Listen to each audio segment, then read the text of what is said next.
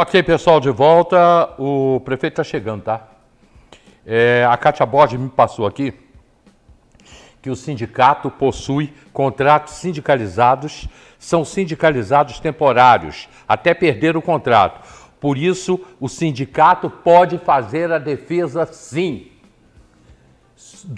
das pessoas que não receberam o pagamento, dos contratados. Sendo que a informação que eu tenho é que o sindicato, por enquanto, não fez nada. Não posso afirmar, porque eu não falei com ninguém do sindicato. Espera aí. Confere sim. Estão me perguntando aqui sobre o secretariado. Eu já tenho aqui a lista dos secretários e quem está com a gente aqui, espera aí, chegou mais coisa aqui para a gente. Tem um negócio aí, o que o Júnior mandou, Gilberto, eu não sei o que é que eu não pude abrir.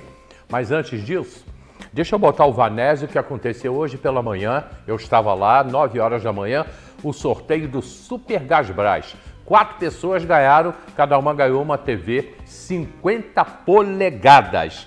E eu estava lá. Vamos lá, Vanésio. Acabamos de sortear os 4 televisores para os nossos consumidores e os sortudos foram o Roberto, da Travessa Arlindo Carreiro, a Simone, da Rua José Bonifácio, a Cristina, da Rua Otávio Coimbra e a Meralda, da Rua Juraci Camargo. Os 4 receberam uma televisão de 50 polegadas. Parabéns a todos! Ok, eu estou ouvindo um barulho aqui. Estou doido para soltar aqui a lista de secretários, mas muita gente já sabe que ela já vazou. Essas coisas são assim mesmo, né? Mas antes de eu entrar nesse assunto, e antes do prefeito subir, está chegando, peraí. Estão faltando algumas secretarias, por exemplo, uma secretaria da mulher ainda não tem. Algumas secretarias estão faltando, mas o resto a gente vai passar já para vocês. Vanderlei Pérez, eu preciso entrar num assunto com você agora. Deixa eu entrar nesse assunto que é matéria hoje no jornal O Diário sobre o prédio. E eu reclamei muito aqui, Vanderlei, hoje na abertura do programa, que o pessoal está sem pagamento, não sabe se vão receber ou não. As pessoas não sabem se vão receber ou não.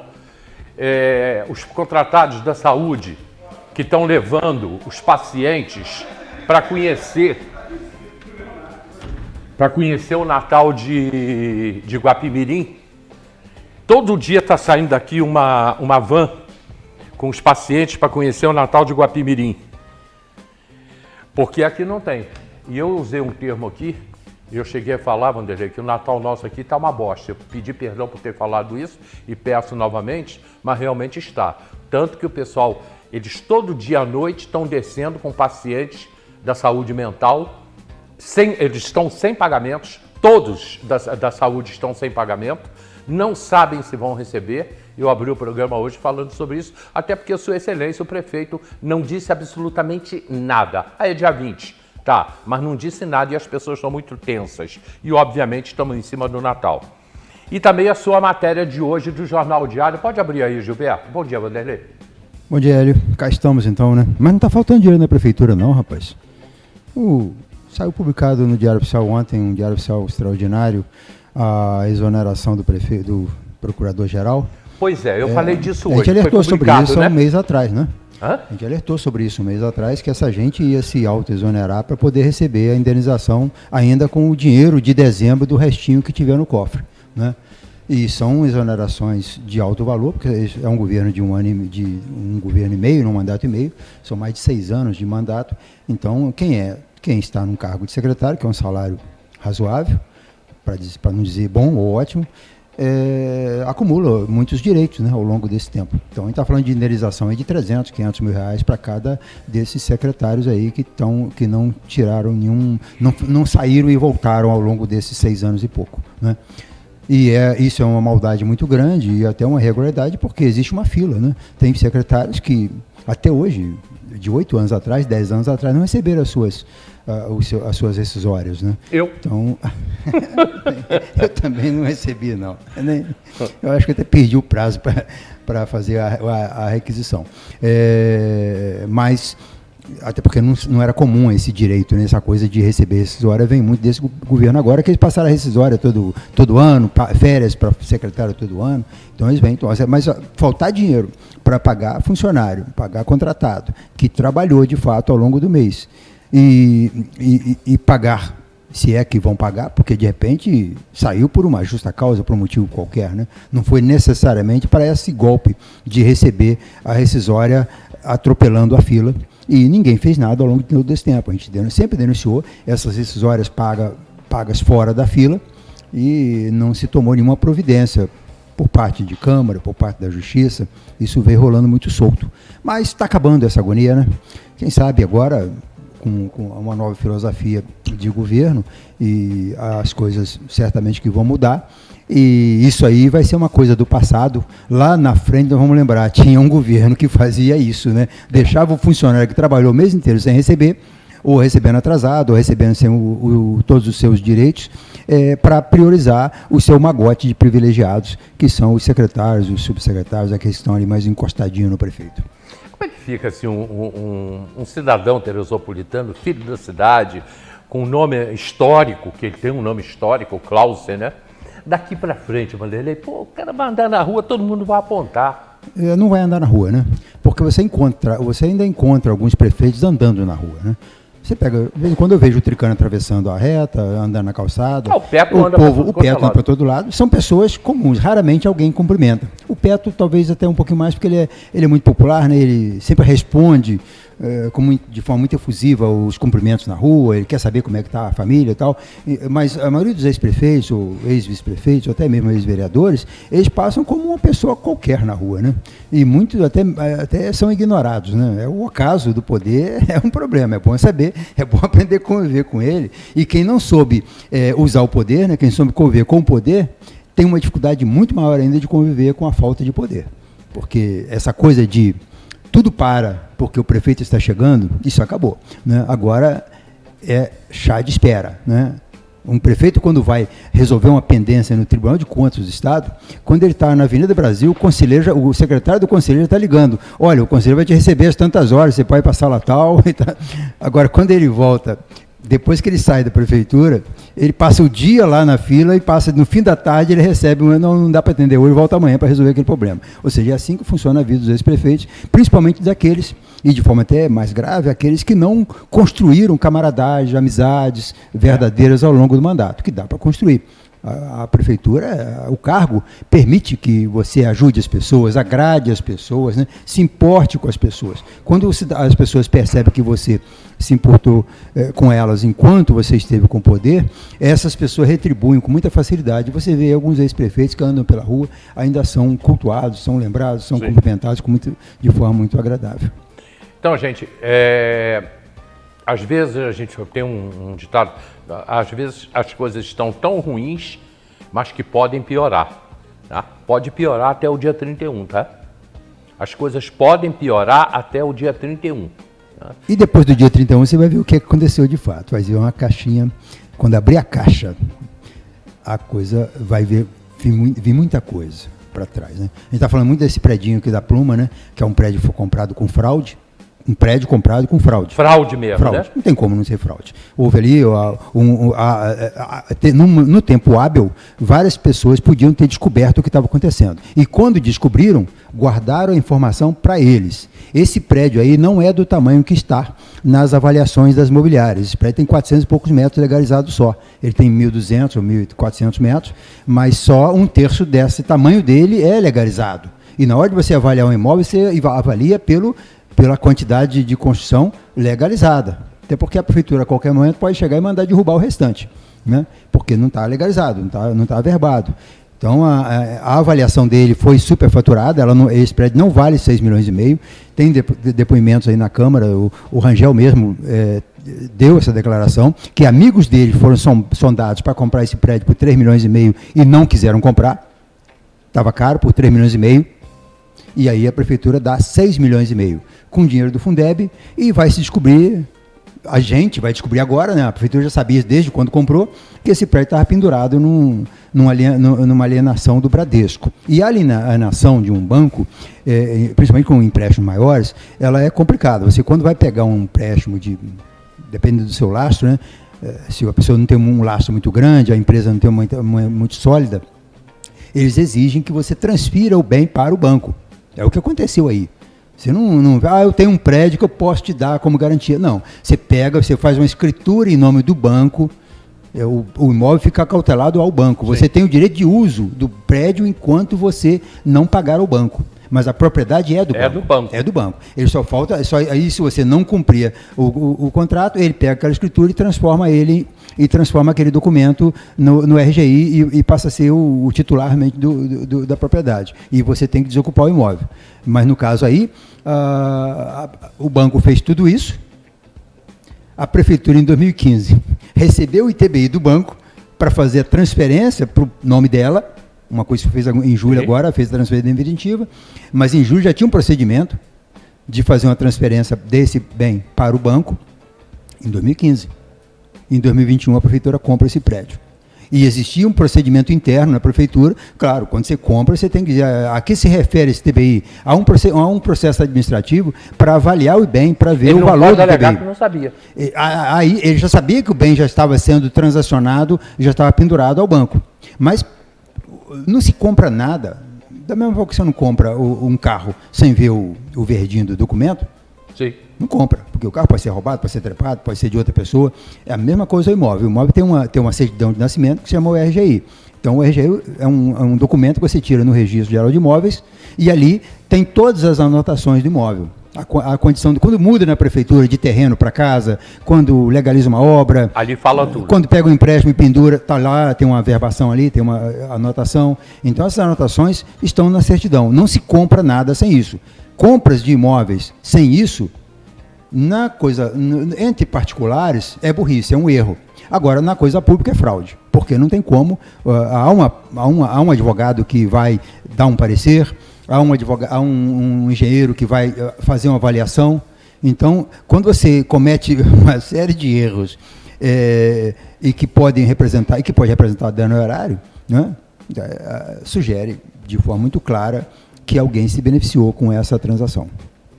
Pois é, minha gente, essa matéria está hoje no jornal, é muito sério, aliás, é muito sério tudo que está acontecendo.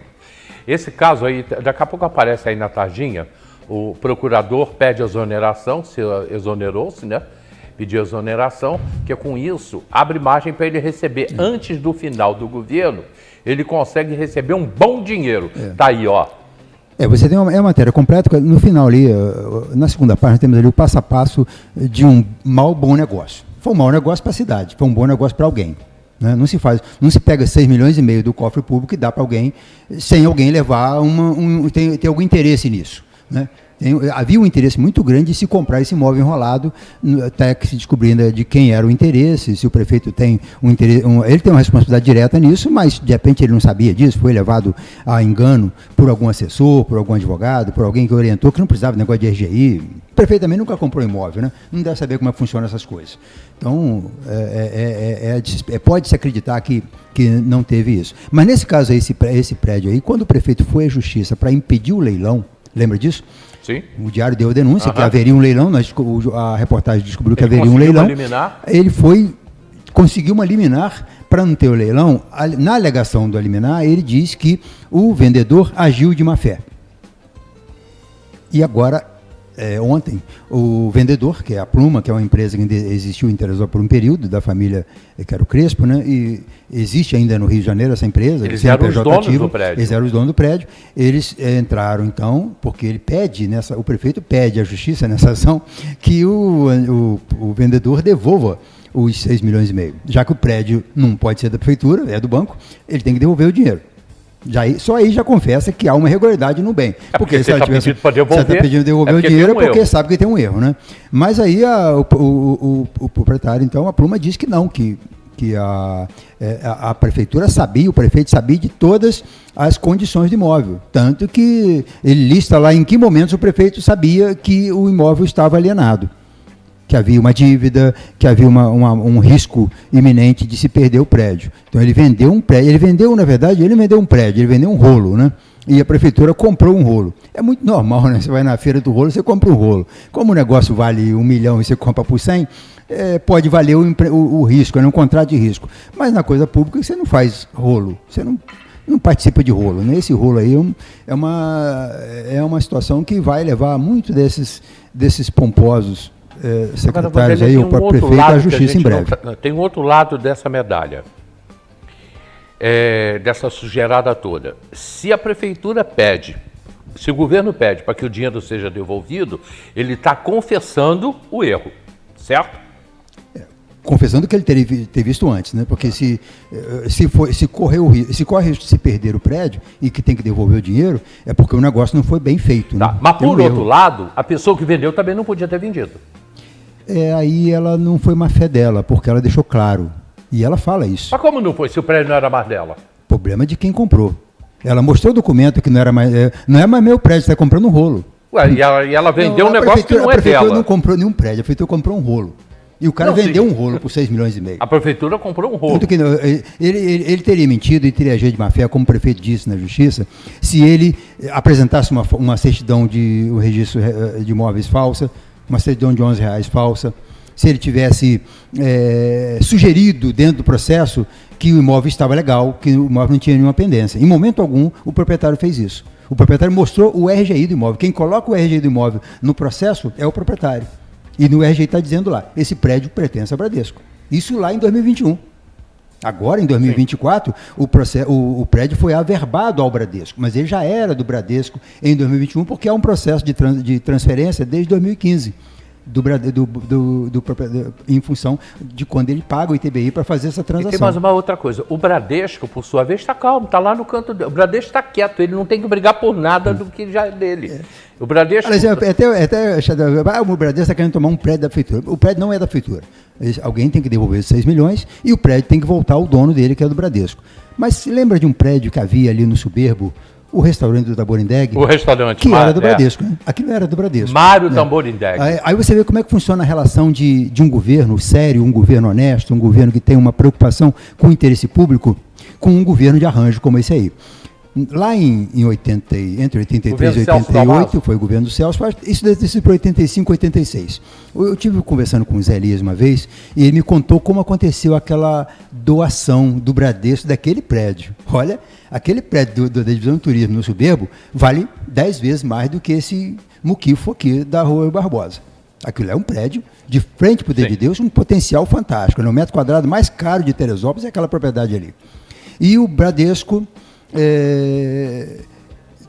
tinha muitos bens, né, muitos bens que poderiam se desfazer dele, e na conversa o proprietário, o Zé Elias, conversou, falando com o gerente geral do Bradesco em São Paulo, que estava visitando Teresópolis, e a prefeitura era um grande correntista do banco, né, e o Zé Elias também, contador, tinha muitos clientes que eram cliente do Bradesco, naquela época que o banco era o grande parceiro dos negócios. Hoje não, você tem banco virtual, você tem moeda, você tem várias formas de mexer com dinheiro, mas antigamente o banco exercia uma influência muito grande nas empresas.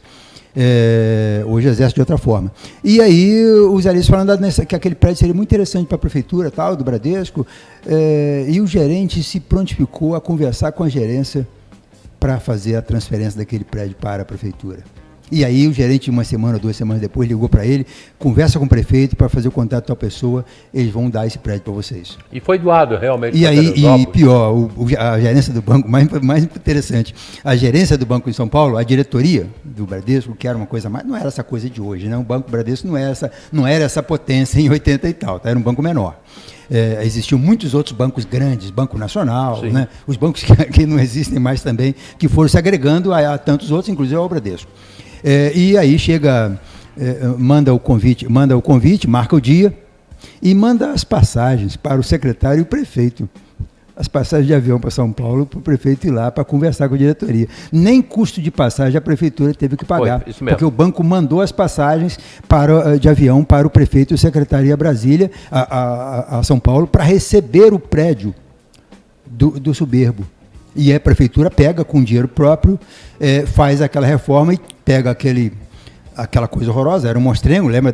O restaurante do Taborindega no finalzinho estava degradado, estava muito, muito feio aquilo. E eles pegam aquilo e fazem a sede da divisão de turismo no Subelo. Chegou a ser divisão de turismo ali, Foi, né? foi. Teve uma importância muito grande, né?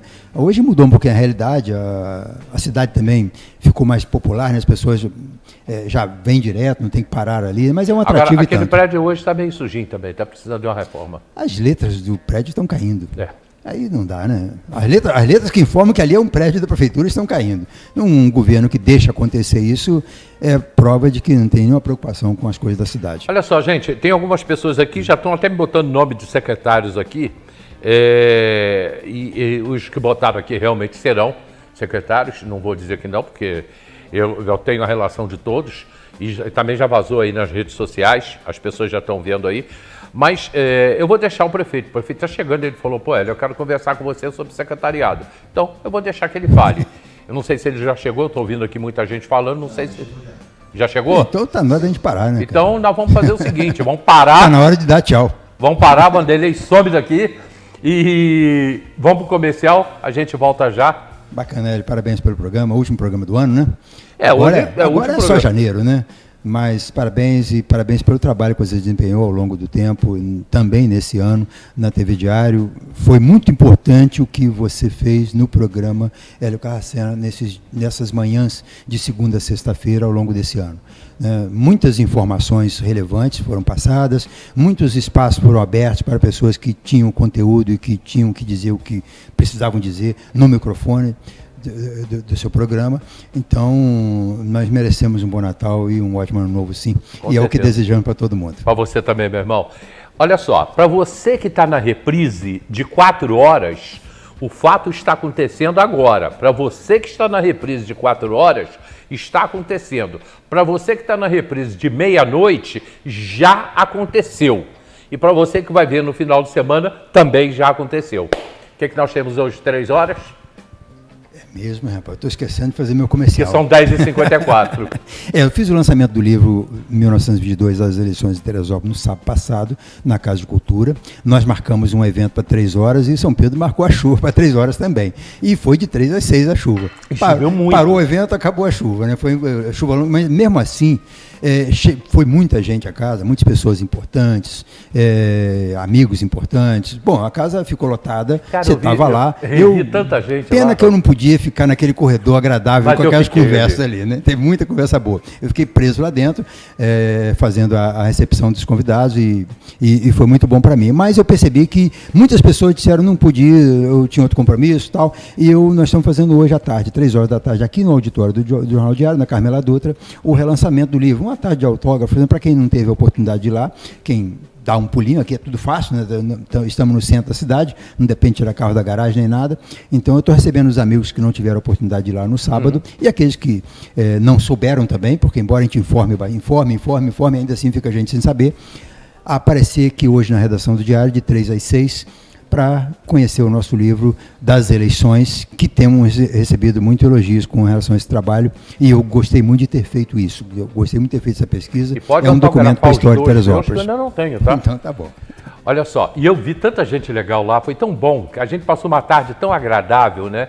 Batendo papo com os amigos, alguns que a gente já não via há tempo, né? A gente fica feliz quando encontra um cara bom de papo, né? Agora arrumar 10, 20 Mas pessoas bom de papo ao mesmo tempo, mas fica até ruim, você tem que escolher a quem você vai dar atenção. Eu quero destacar um camarada que teve lá, se você permite. Vamos lá. O vereador Fabinho Filé.